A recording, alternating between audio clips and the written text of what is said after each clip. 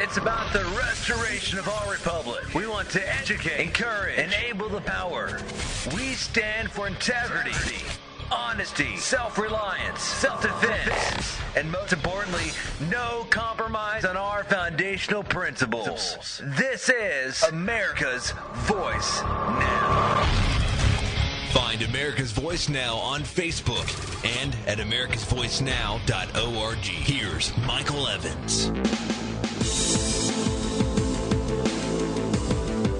Hey, America.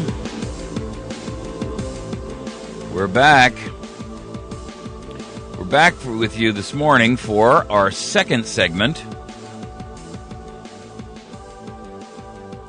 You know, I'm gratified when I see how many folks capture our show live streaming on our website. Those of you who would join us every morning, I'm grateful and appreciative of who you are. I'm also impressed by the dedication that you have towards this nation. It's impressive to me. Those of you who catch it later on Facebook because you're at work or what have you, God bless you. I'm so impressed with all of you. Patriots are few and far between these days. As Mark Twain said, in the beginning, the patriot is a scarce man, hated and despised. But when his cause succeeds,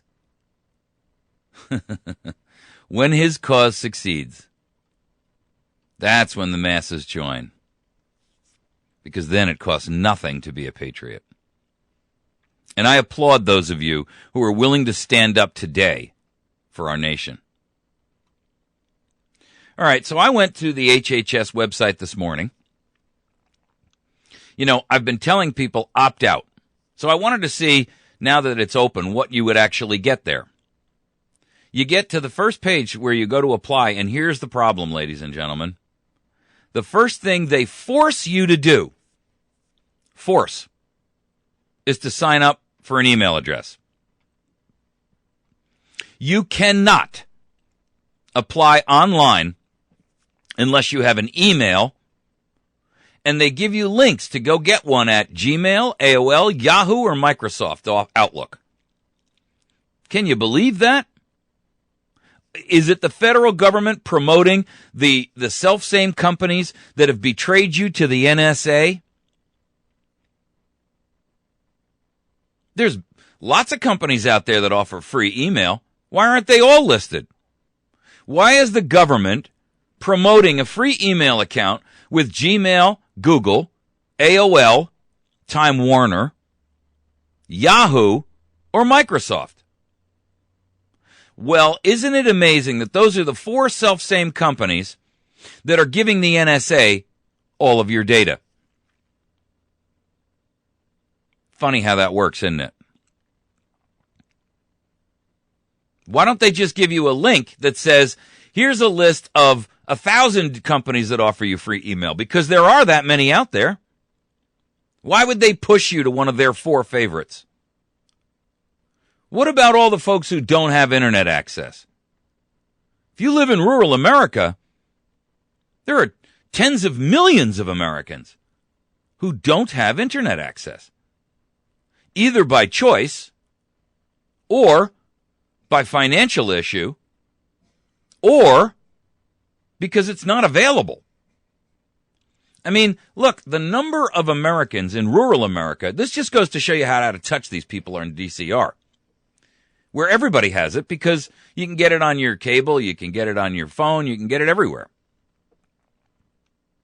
But what they're forgetting is that literally tens of millions of Americans, greater than 10%, I think the actual number of Americans who don't have any access available to them at all is 15% of America. So right off the bat, that's about 45 million people. In other words, there is no available service to them. 45 million Americans don't have any internet access at all. Not by choice, not because they're fiscally not able to handle it, because it's just not available. And even dial-up requires that they dial a long-distance number to gain it. And they've got to pay whoever is the dial-up provider. So by forcing Americans to obtain an email address, that relegates them to being forced to go to a Wi-Fi location or some kind of a public internet access position where a library or something along those lines. And it forces them to get an email address that, let's be candid, if they don't have internet access and they're not computer proficient or computer literate, you're now burdening 45 million Americans, not to mention probably 50 million more who are not computer literate but have some access of some kind. You're forcing them to go do something they don't want to do. They don't want an email address because they know that the NSA is building a privacy nightmare, a dossier on every American. The proof is out yesterday. I talked about it yesterday. The NSA has a Facebook-like system that connects the links to your personal dossier files of everyone that you communicate, everything that you do, every purchase you make on your credit cards, every sales transaction, every tax record, every file on your health care, everything.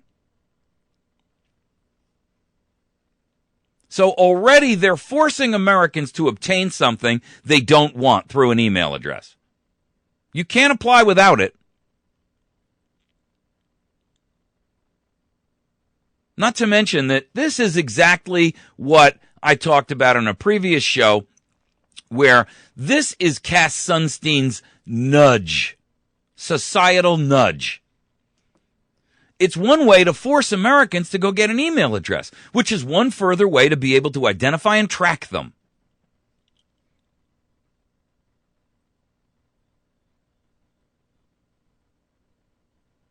Then they'll simply take all of this information that you put into the Obamacare data hub, and they'll add it to your dossier and save it all for later review.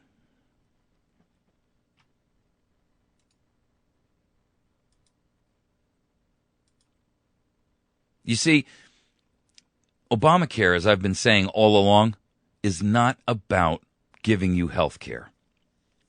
Obamacare is about gathering data on you to build dossiers so that they can close the fist, the iron, the steel, the platinum, the titanium fist of control. The NSA has been mapping American citizens' social networking interactions since 2010. That's all Obama, baby. Bush approved it just before he left office. Yes, of course he's a traitor. Yes, of course that was treason. I'm not giving Bush any free ride here, but all of this happened under Obama's watch. Since 2010, they've been mapping American citizens' social networking habits, and they've built a database that is very similar to Facebook. And in the sense that, it's all of these connections, right? And all of these connections are designed to give them the ability to monitor and gather all of the phone, email, Facebook, travel, banking, tax records, healthcare records, all of it, and put it into a dossier for you. Now, you hear the way that they couch the words. We're not listening to people's conversations. No, but you're storing them, and then you're turning them into text and you're reading them. But you parse the words, Mr. Obama, the liar, because you say, we're not listening to your conversations, and everybody breathes a deep sigh of relief. They don't have to read them. They translate them into a text file and read them with an electronic computer software program. Do you not see it, people? This isn't me saying this. These are facts coming out from them. They've been mapping American citizens' social connections, identifying who your associates are, determining what your location is, where you are, where your associates are when you communicate with them, and logging who you're talking to. This is based upon rules that were loosened by them unilaterally. They didn't ask anybody's permission. They just said, well, we have the right to do this, and started doing it. They authorized themselves to conduct large-scale graph analysis of communications metadata. Now, when they're asked about it, they say our activities are centered on terrorism, counterproliferation, and cybersecurity. All the NSA's work has a foreign intelligence purpose. That is a bald-faced lie. How do we know that? Well, their main phone call and email linking tool, which is called Mainway, and I did a whole expose on this yesterday, is being fed by 1.1 billion mobile phone records a day from an unnamed mobile phone operator. It's Verizon or AT&T. I don't know which one.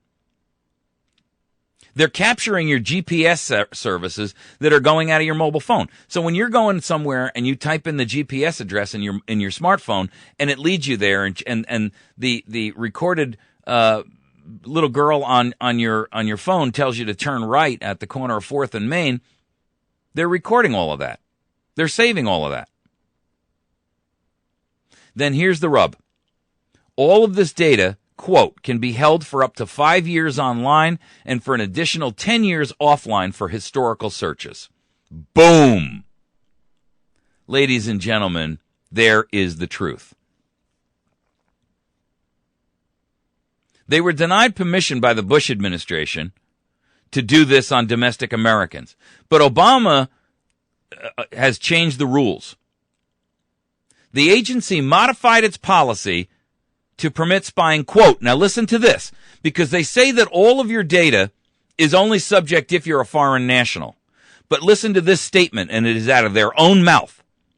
Quote, without regard to the nationality or location of the communicant. Ladies and gentlemen, what more proof do you need? You've heard it from the mouth of the devil itself.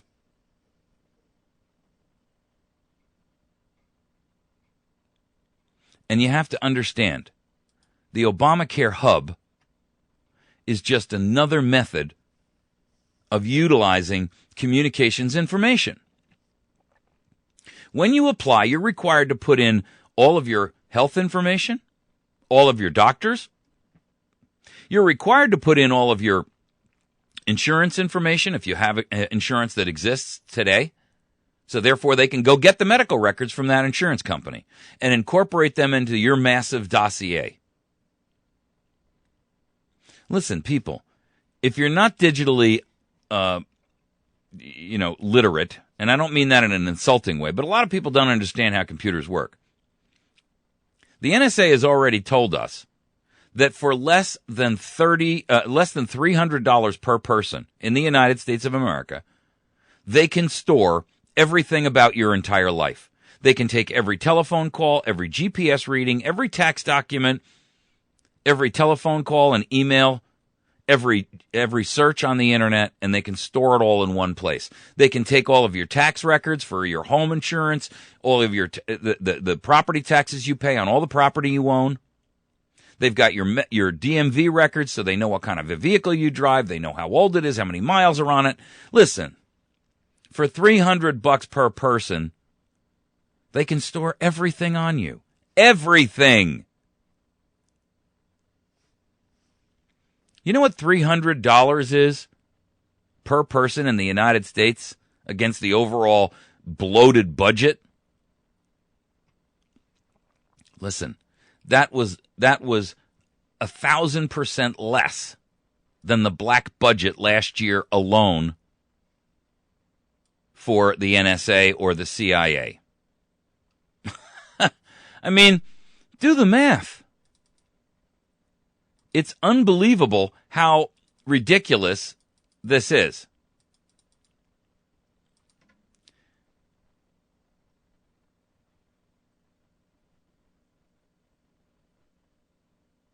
It's $90 billion. $90